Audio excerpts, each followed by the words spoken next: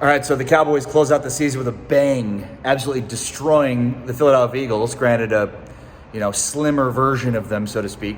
But let's get into Cowboys' latest win and sort of what's going on now for this team heading into the playoffs. I'm Ari Tepke of the Dallas Cowboys Radio Network. If you have not yet, give the video a thumbs up. That'd be great. I'd appreciate that. And also, if you want, subscribe to the channel for all the latest news and insights into the Cowboys. Cowboys 51-26 over the Eagles. Cowboys absolutely destroyed the NFC East this year. They went 6-0. They swept the division, and they outscored the NFC East 240-107. So it's basically 40 points a game to 17.8 against NFC East opponents. So they won this division and won it fairly easily. And it's just weird because the Cowboys are a team seemingly of high variance where they played unbelievably well on offense and unbelievably well on defense at times, and yet we've also seen them play very poorly on defense and very poorly on offense at times. So certainly kind of like, mixed bag, I guess, so to speak, of this team going to the playoffs. This is a team that could win a Super Bowl. That they've won 12 games. They're 12-5. This is a team that could absolutely win a Super Bowl. This is a team that can be bounced in the first round. And maybe you can say that every year about every playoff team, but it just seems like, man, this is a team that could just find lightning in a bottle and explode. Or, we can see what we saw against, playoff level teams towards the end of the year. Now, granted, this is a playoff level team they played tonight, and they absolutely destroyed them. But I don't know. I mean, I feel good about this team going to the playoffs. I'll say that. I think quietly, Dak Prescott has gained a pretty good level of confidence here. He threw 12 touchdown passes to no interceptions in his final 3 games, including 5 tonight. So 12 touchdowns, 0 picks, final 3 games of the season. And you might sit there and watch this and think like, oh, okay, it was the Eagles and like they were resting everybody on defense and they played the football team. It's just included in that, and the football team's bad. So like big deal, and that's true. But the reason I think it's a big deal is because it seems like it's helped to pick up the confidence for Dak. And so it doesn't matter that we think and perceive the opponents they're playing are bad. And it's like, he had 12 touchdowns and no pick against bad teams.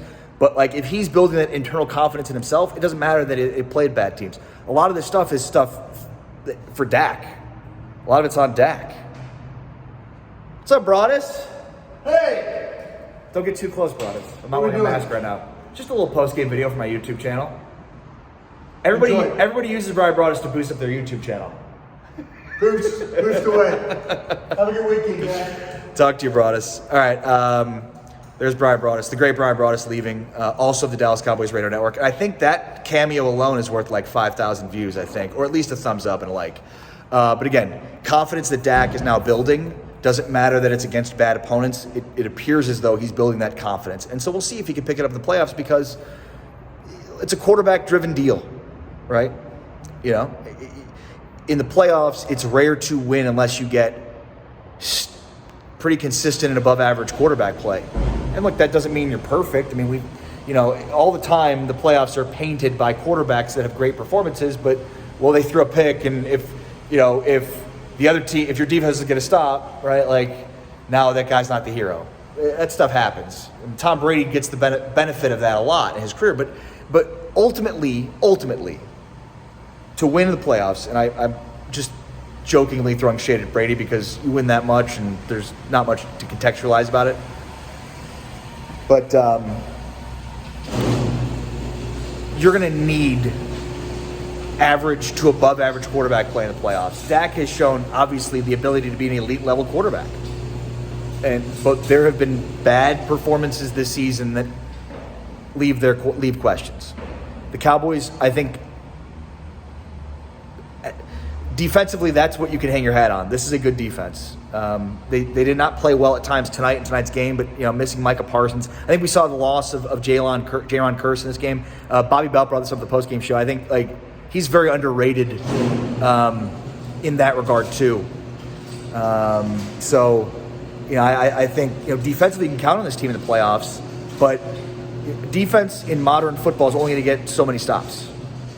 Even this defense, you might win a game in the playoffs, but to win multiple games, as we've talked about, get to the Super Bowl, you're going to have to at some point be able to put 30-some points on the board, which the Cowboys have struggled to do for the most part against playoff teams. It's a broad brush I'm painting with because the Eagles are a playoff team. They scored almost 100 points on them this season in 2 games. I mean, the Chargers could be a playoff team. If they win tomorrow, they're a playoff team. If they don't, if they win on Sunday, they're a playoff team. So, like, it's weird to paint that brush. But, again, I just think this offense and defense have shown at times to be elite. I think more so than not down the stretch. The defense has shown that. The offense hasn't.